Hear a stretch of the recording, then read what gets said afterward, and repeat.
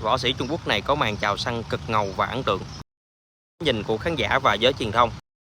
Tỷ dân, cả các nhĩ cân, môn phái quyền cua của Trung Quốc, đấu với tất cả các như trong vòng 1 tháng, cho họ một bài học tại đại bản danh võ lâm đường của anh ta. Cháu ngày sau đó là một võ sư đầu chọc. Đến từ Giang Tây hơn, anh ta được giới thiệu là một võ sư tự do. Hai cái đấm tỏ ra vẻ nhiều về trình độ chuyên môn võ thuật, chiến đấu, một màn đánh lộn ẩu đả ngoài đường phố. Giới thiệu trước đó tốt hơn và trẻ hơn. Nhĩ cân lại lép vế và dính rất là nhiều đòn.